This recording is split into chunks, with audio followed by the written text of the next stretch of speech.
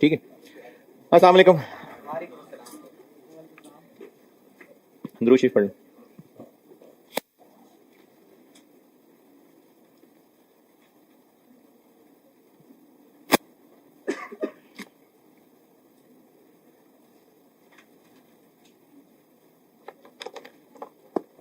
अच्छा, ये रिकॉर्डिंग वालों को ये क्लास जो आधे घंटे की नजर आ रही है, तो कुछ टेक्निकल खराबी की वजह से ये छोटी क्लास हो सकी है।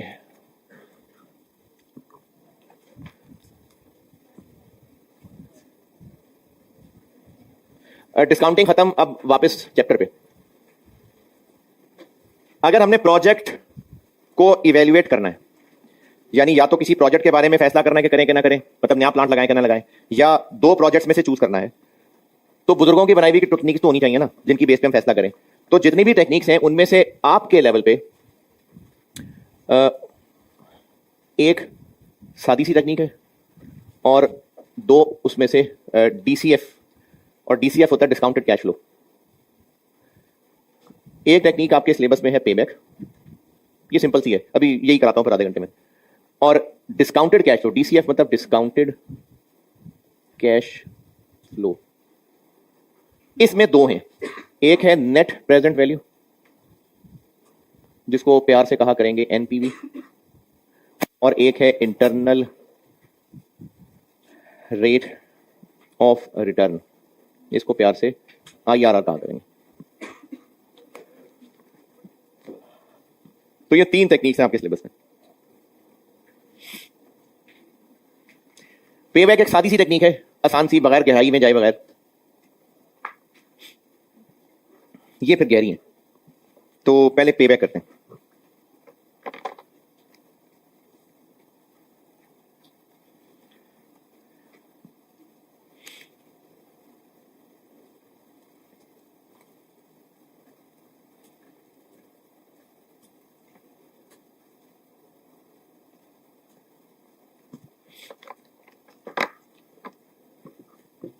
पेबैक करते हैं पहले।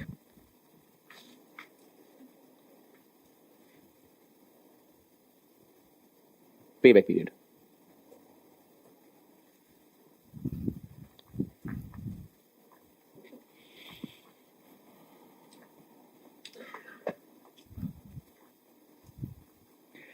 अगर कोई इन्वेस्टर किसी प्रोजेक्ट में पैसा लगाएगा, यानी जो मैंने आपको मिसालें दी है, नई फैक्ट्री लगानी है, तो बिजनेस उस नए प्लांट सेटअप करने में खर्चा करने को तैयार है। क्यों?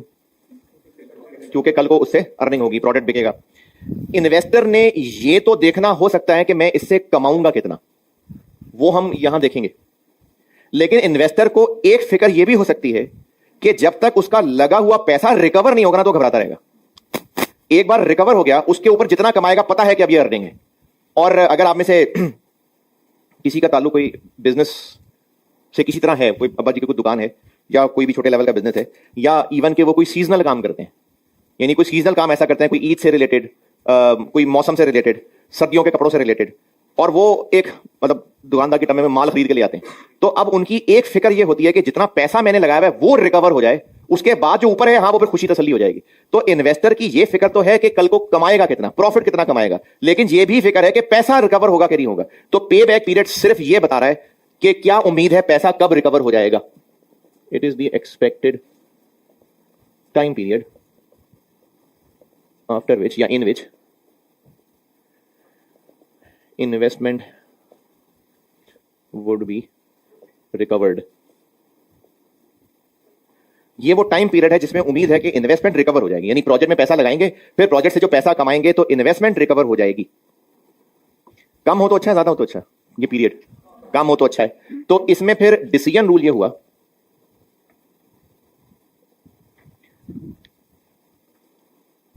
अच्छा ये ना सादी सी टेक्निक है, इतनी अच्छी टेक्निक नहीं है असल में। बिजनेसेस यानी सेठ साहब इसकी बेस पे डिसाइड करते होंगे, नहीं, मल्टीपल मेथड्स को सोचते होंगे, सबसे बढ़ के अपनी इंस्टिंक्ट को फॉलो करते होंगे, क्योंकि सेठ साहब का बिजनेस की इंस्टिंक्ट की बेस पे फैसले होते हैं। हम हैं फाइनेंस के लोग, हम सिर्फ इन टेक्निक्स की बेस पे बता रहे जी इस टेक्निक के मुताबिक ये होना चाहिए, बाकी फिर जैसे सेठ साहब का फैसला। तो payback period as a technique, decision rule क्या होना चाहिए अगर किसी प्रोजेक्ट को एक्सेप्ट करना है, तो इसके लिए डिसीजन रूल क्या बनाए। चले एक प्रोजेक्ट लगाना है, उसका पे बैक कैलकुलेट किया, 3 साल आ गया, तो अब हाँ या ना कंपेयर करना पड़ेगा किससे, हमारा अपना कोई मिनिमम रिक्वायर्ड होगा। जैसे आप हॉस्टल तलाश कर रहे हैं और आप घर से निकले हैं हॉस्टल ढूंढने के लिए, नेगोशिएट करने के लिए, तो अगर एक सस्ता मुनासिब किराया मिल जाएगा तो आप ओके कर देंगे। कैसे पता सस्ता है? कोई स्टैंडर्ड सोचा होगा। तो बिजनेस ने कोई ना कोई स्टैंडर्ड सोचा होगा, अगर उतना या उससे कम है तो एक्सेप्ट कर लेंगे।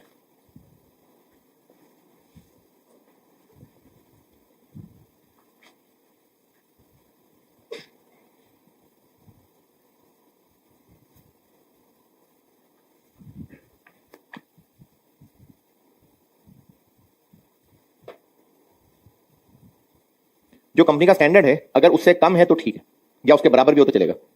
तो पे बैक पीरियड का ये डिसीजन रूल है।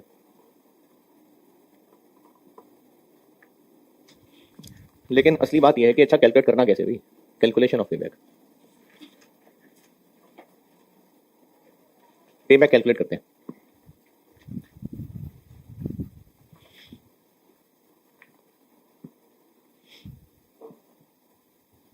अच्छा, इसकी कैलकुलेशन का ना फार्मूला नहीं है, बस ये है कि जब इन्वेस्टमेंट रिकवर हो जाएगी, पे बैक पीरियड वो होगा जब इन्वेस्टमेंट रिकवर हो जाएगी। तो फिर कैलकुलेट करें कैसे? फार्मूला ही है, जब इन्वेस्टमेंट रिकवर हो जाएगी। करना कैसे है ये आपको 2-3 मिसालों से समझा देता हूं, यानी वो इतनी सिंपल होंगी कि आप खुद ही कैलकुलेट कर देंगे। पहला सवाल लिखें, ये नोट कर रहे हैं तो चलें कर लें, कर लें।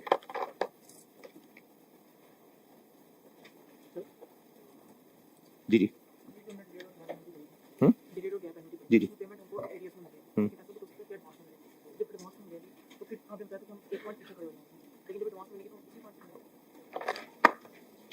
अच्छा, वो कल वाली बात से सवाल है स्टूडेंट का, बाकियों को भी चलो बता देता हूं।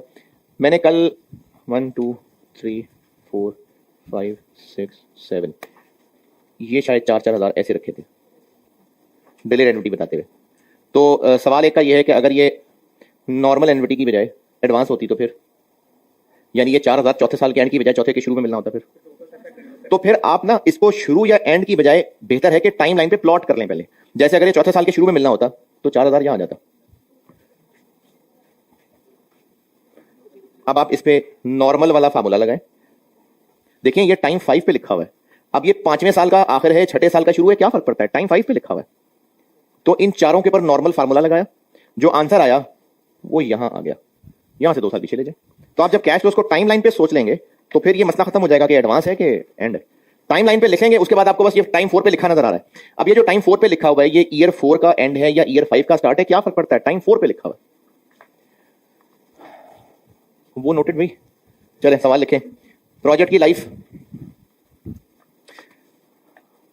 प्रोजेक्ट कह रहे हैं हम वो जो कल मिसालें दी थी जिसको हम इवैल्यूएट करने लगे। नया प्लांट सेटअप करना है, नया प्रोडक्ट लॉन्च करना है। प्रोजेक्ट की लाइफ है 6 ईयर्स, 6 साल। Initial investment required, initial investment required 150 million.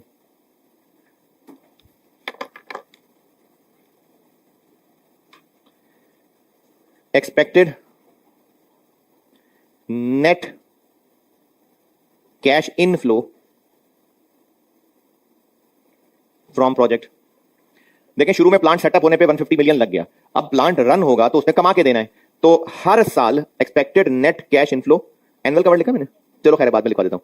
Expected net cash inflow from project 50 million per year, 50 million per year. यानी प्रोजेक्ट ऑन एन एवरेज हर साल 50 मिलियन रुपए नेट कैश कमा के देगा।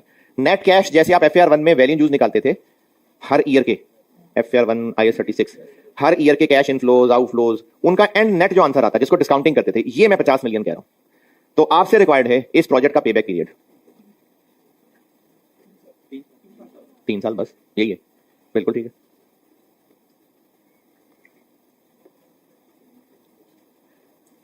कैसे 3 साल? 150 मिलियन कितने साल में रिकवर हो जाएगा? 150 डिवाइडेड बाय 50। तो सिर्फ 3 ना लिखिएगा, कल को पढ़े तो पता तो लगे क्या किया था। तो 150 डिवाइड बाय 50 फिर 3 लिखें।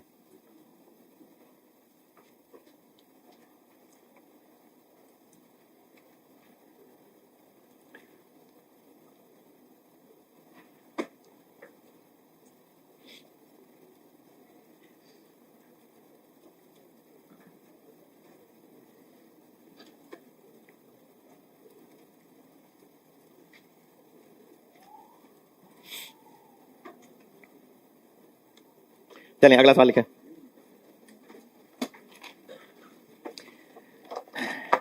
Initial investment required. Initial investment required.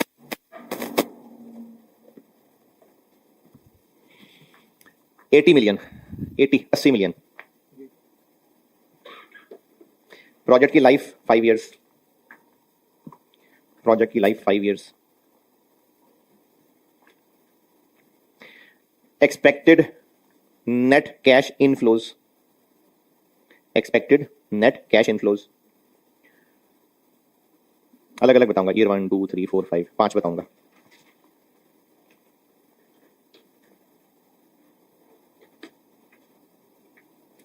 $25 million.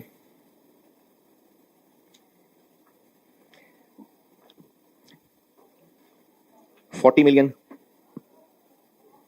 $15 million. $20 million और $18 million. 25, 40, 15, 20 और 18. पे बैक पीरियड बताएं.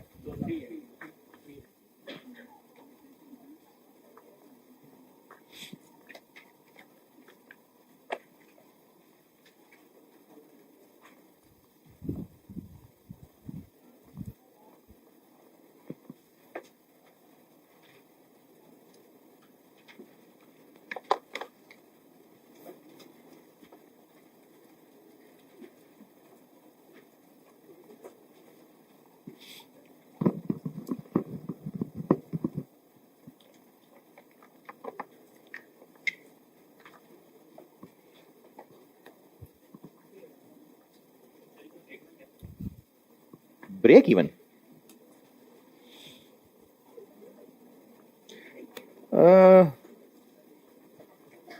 कहने को तो आप उसको जमशेद भी कह सकते हैं, लेकिन तो ब्रेक इवन नहीं.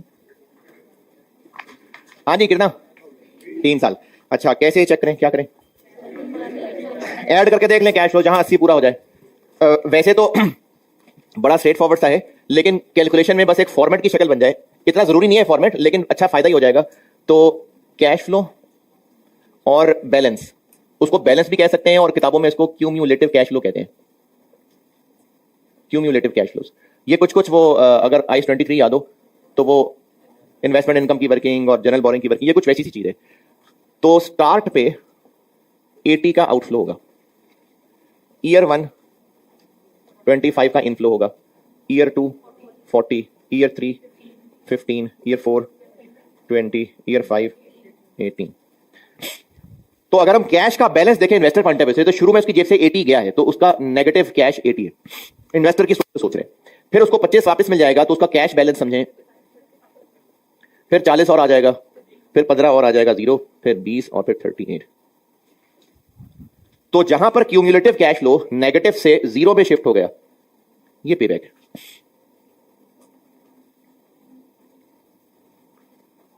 जहां क्यूमुलेटिव नेगेटिव से 0 हो गया तो वो पेबैक. अगर ईयर 3 में 20 मिलियन आ रहा होता तो 30 सवाल लिखें.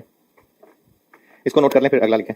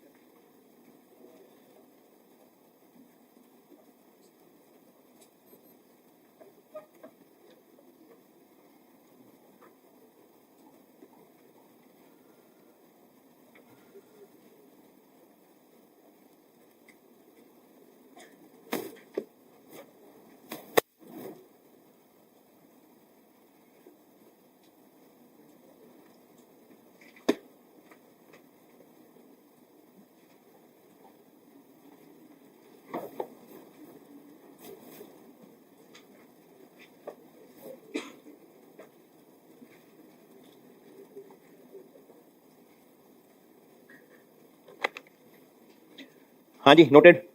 इसमें कोई सवाल, एतराज, परेशानी? चलें तीसरा सवाल लिखें.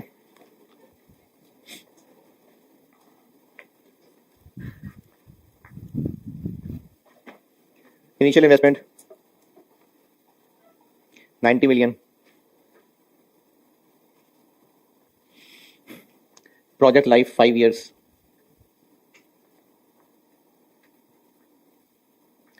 expected net cash inflows,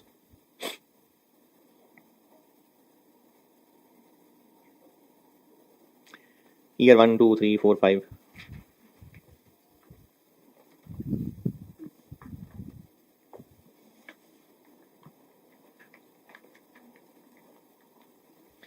और ईयर 1 में 30 million, 30 million, 28 million,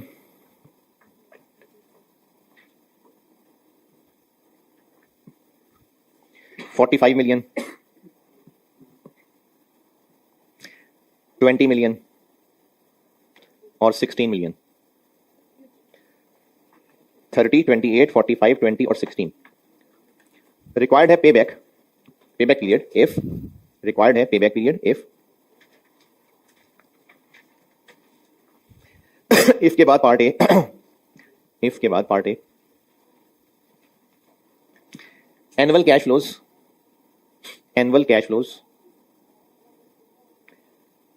arise at end of year,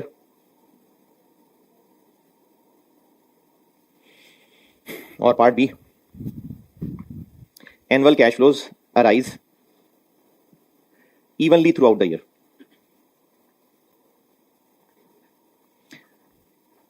चले जी, समझदार लोग लगते हैं, पहले आप खुद ट्राई करें, दोनों पार्ट्स खुद ट्राई करें। फॉर्मेट वैसे ही कर लें चाहे तो खुद ट्राई करें।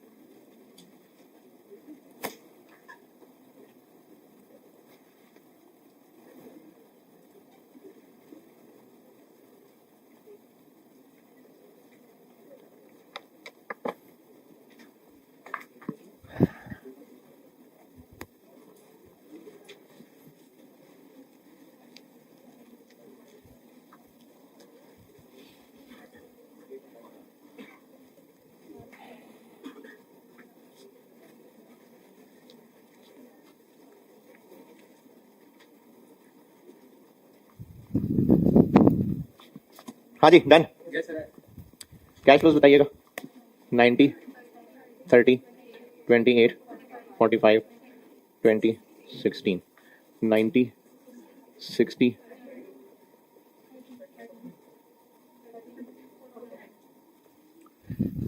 अगर तो है part A, cash flows and पे ही जाके आ रहे हैं, तो तीसरे साल के एंड पे ही 45 आएगा तो नेगेटिव से 0 बनेगा। बेशक वो 0 से ऊपर निकल रहा है, लेकिन तीसरे साल के एंड पे ही हो रहा है। अच्छा, ये इत्तेफाक से हर दफा 3 साल निकल रहा है, जान के नहीं कर रहा मैं। ये पे बैक हर दफा 3 साल नहीं होता है, बस इत्तेफाक से निकल रहा है। तो पार्ट ए का आंसर हो जाएगा 3 ईयर्स।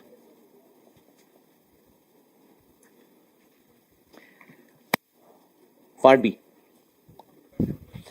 पॉइंट में भी आंसर बिल्कुल ठीक है और ईयर्स और इतने महीने में भी आंसर ठीक है, मतलब दोनों बातें ठीक है।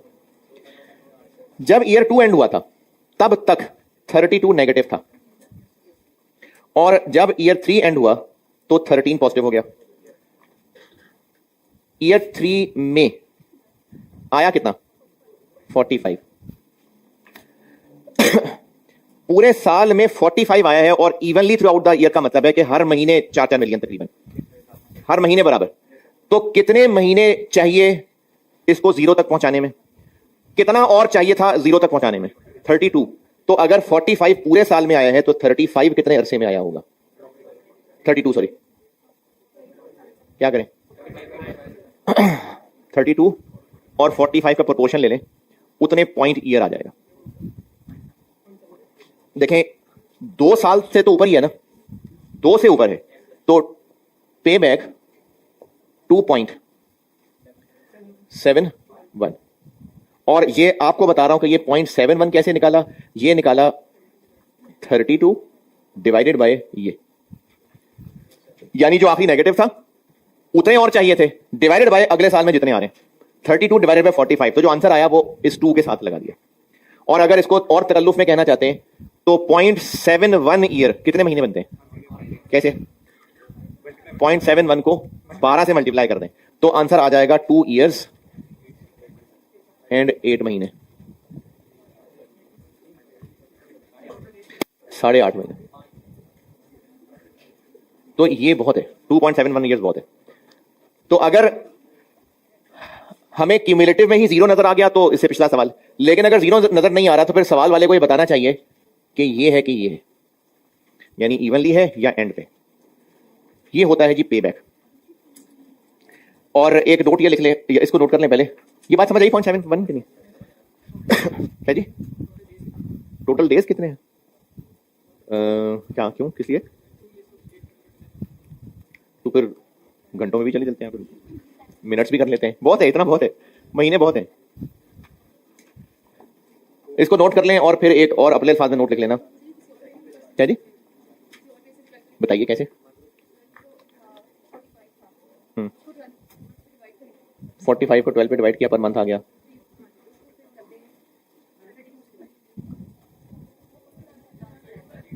इसका क्या आया? 3 पॉइंट। फिर क्या करूं? ठीक ठीक, सही।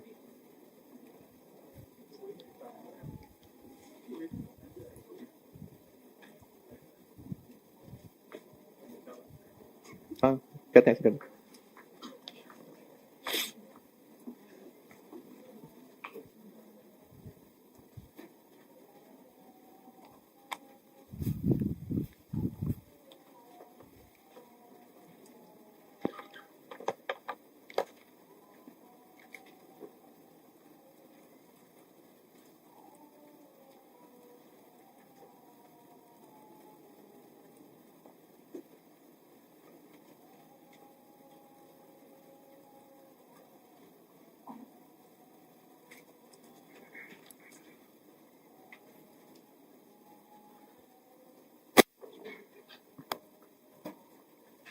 ये नोटेड है जी।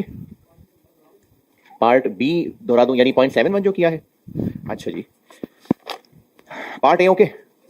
हमें हर साल के एंड पे पैसे मिल रहे हैं, तो 45 मिलेगा तो नेगेटिव 0 बनेगा। तो पार्ट ए का आंसर है 3 ईयर्स। पार्ट बी ये था कि evenly through out the year, यानी हर महीने बराबर पैसे आ रहे हैं। यानी अगर साल में 36 मिलियन आए होते तो मतलब हर महीने 3-3 मिलियन आ रहे होते। अब साल तीसरे में 45 मिलियन आए हैं पूरे साल में मिला के, जबकि हमें क्यूमुलेटिव कैश फ्लो 0 तक पहुंचाने के लिए या अपनी इन्वेस्टमेंट रिकवर करने के लिए कितने पैसों की जरूरत थी? 32 की जरूरत थी ना, तो 0 हो जाता।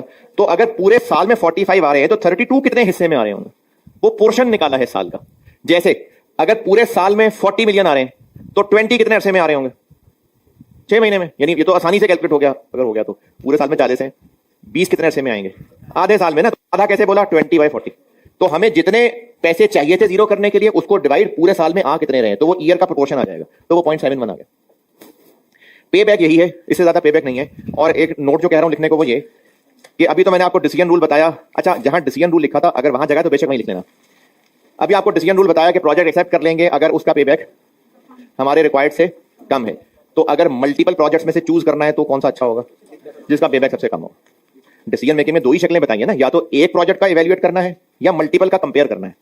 तो अगर पे बैक टेक्निक यूज करके कंपैरिजन करना हो तो कौन सा प्रोजेक्ट बेहतर होगा, जिसका पे बैक लोएस्ट होगा। पे बैक बस यही है।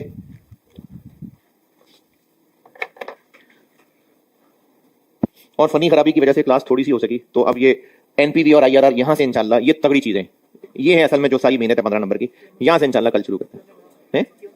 नहीं क्यूएम में तो आपने इसकी कैलकुलेशन पढ़ी हुई है ना, असल तो कैश फ्लोज बनाना है, असल मेहनत तो उसकी है कैश फ्लोज। चलें ठीक है जी, कल मिलते हैं इंशाल्लाह।